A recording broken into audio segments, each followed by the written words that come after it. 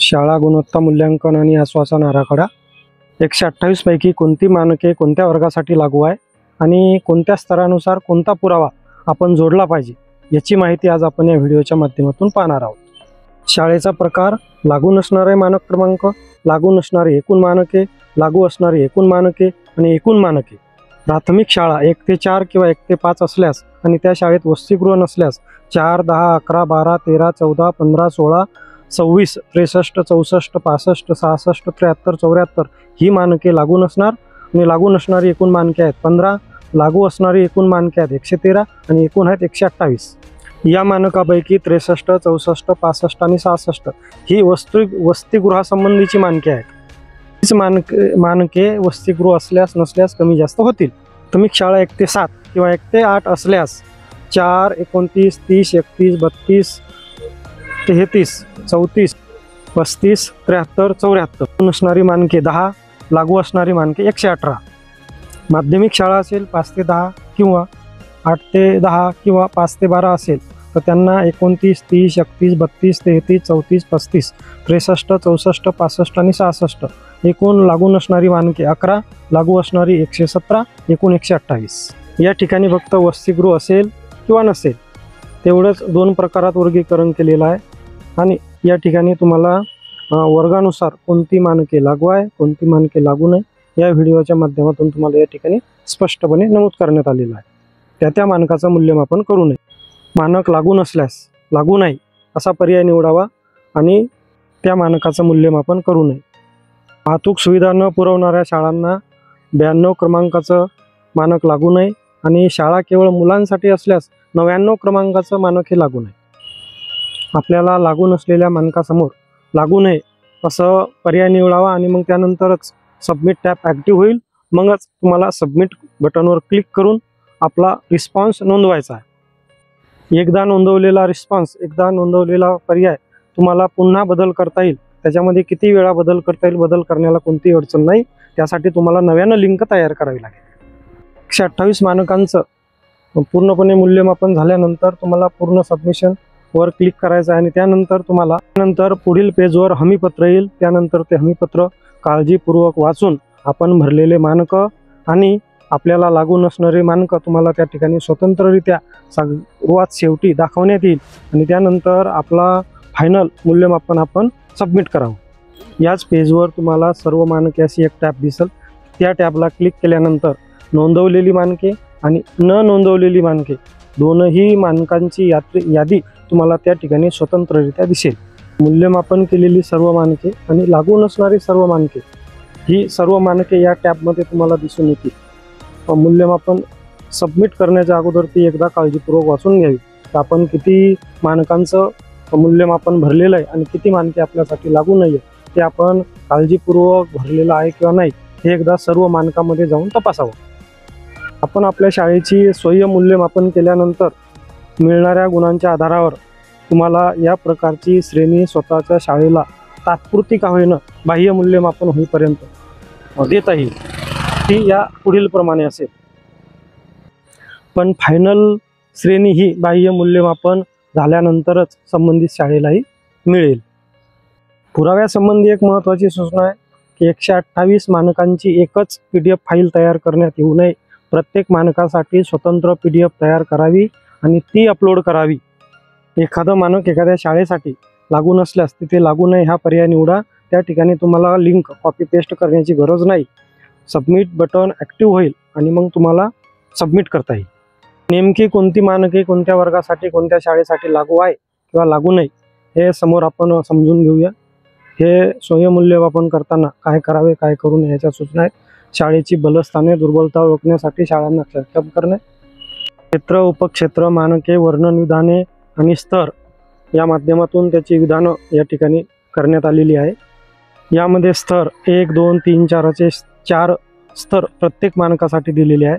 स्तर 1 प्रारंभिक, स्तर 2 प्रगतशील, स्तर 3 प्रगत आणि स्तर 4 प्रवीण। प्रत्येक स्तरामध्ये आपल्याकडून काय अपेक्षित आहे त्याची वर्णन विधानं या ठिकाणी देण्यात आलेली आहे। ही वर्णन विधानं वाचली की आपल्याला सहज समजतील। मूल्यांकन आराखड्यामध्ये एकूण 6 क्षेत्र देण्यात आलेली आहे। कोणते मानक कोणत्या वर्गासाठी लागू आहे किंवा नाही आहे ते या ठिकाणी दर्शवण्यात आलेले आहे। वाय म्हणजे मानक लागू आहे आणि एक्स म्हणजे ते मानक त्या वर्गासाठी लागू नाही। आणि वर्ग हे पायाभूत वर्ग, वाटिका ते वर्ग 2, पूर्वतयारी वर्ग वर्ग 3 ते 5, पूर्व माध्यमिक वर्ग 6 ते 8, माध्यमिक वर्ग 9 ते 12 असे 4 या ठिकाणी प्रकार केलेले आहे।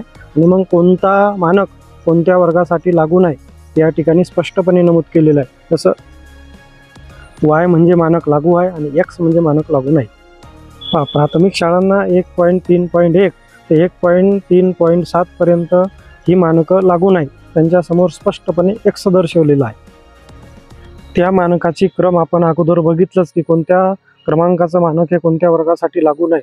तेच मानक आता आपण स्पष्टपणे या ठिकाणी मानकाच्या क्रमांकासह आपण ते दर्शवलेले आहेत। काही मानक हे प्राथमिक वर्गासाठी लागू नाही, तर काही मानक हे माध्यमिक वर्गांना लागू नाही। क्षेत्र 1 आणि 2 मध्येच फक्त मानक ही लागू आहे किंवा नाही आहे असे प्रकार आहेत, परंतु क्षेत्र 3, 4, 5, 6 मध्ये असं काही नाही आहे। सर्व मानके ही सर्व वर्गांसाठी 3, 4, 5, 6 मध्ये लागू केलेली आहे। तर क्षेत्र 1 करिता लागू मानके 35, 36, 36 आणि 37 ही वर्गाप्रमाणे असेल। क्षेत्र 2 पायाभूत सुविधेचा विचार केलास याच्यामध्ये क्षेत्र क्रमांक 2 आहे पायाभूत सुविधा, ही मानक जवळपास 1 ते 8 वर्गांना लागू नाही। सर्व वर्गांसाठी आपण समोर बघूया। त्यामध्ये फक्त ती मानके आहेत 0.12.4 आणि 2.12.5 ही 1 ते 7 किंवा 1 ते 8च्या वर्गांना लागू नाही। क्षेत्र 2 करिता लागू मानके 28, 28, 28 आणि 30। क्षेत्र क्रमांक 3 मानव संसाधने आणि शालेय नेतृत्व, यामधील सर्व मानके ही सर्व वर्गासाठी लागू आहे। लागू नसलेली मानके 0। क्षेत्र क्रमांक 3 लागू मानके 12, 12, 12, 12। क्षेत्र क्रमांक 4 समावेशित पद्धती आणि लिंग समभाव, यामधील सर्व मानके ही सर्व वर्गांसाठी लागू आहे। लागू नसलेली मानके 0। क्षेत्र 4 लागू असलेली मानके 14, 14, 14, 14। क्षेत्र क्रमांक 5 व्यवस्थापन, संनियंत्रण आणि प्रशासन, लागू असलेली मानके सर्व आणि लागू नसलेली मानके 0।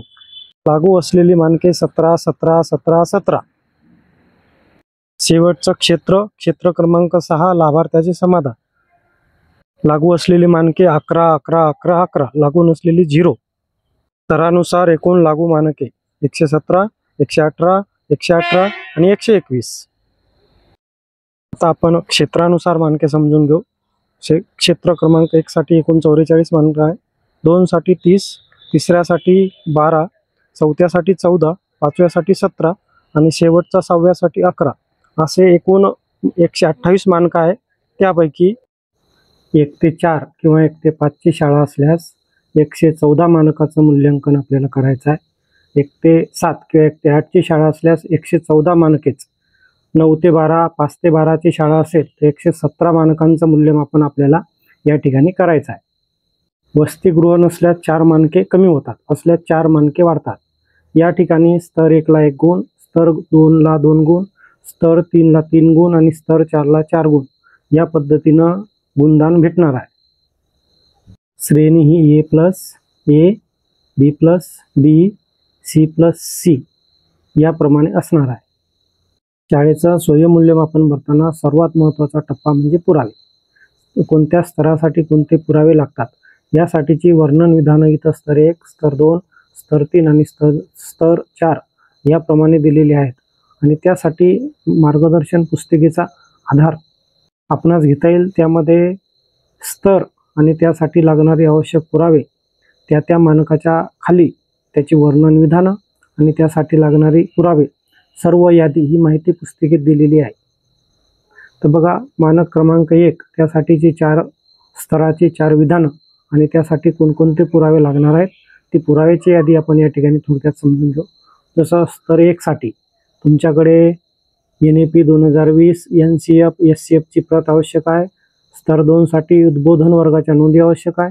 स्तर 3 साठी वार्षिक मूल्यांकन आणि विविध परीक्षांचे नियोजन, समग्र प्रगती पत्रक, सातत्यपूर्ण सर्वंकष मूल्यमापन आणि स्तर 4 साठी शिक्षक निरीक्षण, वर्गातील सहभाग, अभिलेखे, प्रगती पुस्तके, संचिका हे सर्व पुरावे तुमच्याकडे असणे आवश्यक आहे। त्यानंतर बघा, आपण दुसरा एक मानक आहे. त्या मानकामध्ये बघा 1, 2, 3, 4 चार स्तरासाठी 4 वर्णन विधानं दिलेली आहे आणि त्याचे पुरावे खाली विविध स्रोतांची यादी, टिपणे, पाठ नियोजनातील नोंदी, कार्यक्रम, सामायिकीकरण साजरे करतानाचे फोटो, प्रमाणपत्र, नोंदी, शैक्षणिक मासिके, वर्तमानपत्रातील लेख आणि कात्रणं वर आणि हे मानक आहे. आशय, संकल्पना, साहित्य व अध्यापन पद्धती इत्यादी संबंधित शिक्षकाचा अध्यापना व राज्य स्तरावरील शैक्षणिक योगदान हे एक मानक आहे. त्यानंतर एक समोरचं पाणी स्वच्छता सुविधा व कचरा व्यवस्थापन हे एक मानक आहे. या मानकामध्ये 4 वर्णन विधान आहेत. पहिला आहे शालेय परिसर स्वच्छ ठेवला आहे. स्वच्छतेसाठी पुरेशा प्रमाणात स्वच्छता साहित्य, साबण, जंतुनाशक, झाडू, ब्रश, बादल्या आणि मग इत्यादी साहित्य उपलब्ध आहेत. आणि स्तर 3 आणि 4 त्यासाठीचे पुरावे आहेत. छायाचित्र पुरावा, छायाचित्रे, स्वच्छता तपासणी अहवाल, छायाचित्र, प्रमाणपत्र असे वेगवेगळे पुराव्याची यादी मार्गदर्शन पुस्तिकेमध्ये दिलेलं आहे. त्याचा संदर्भ घेऊनच आपण स्वयं मूल्यमापन करायचं आहे.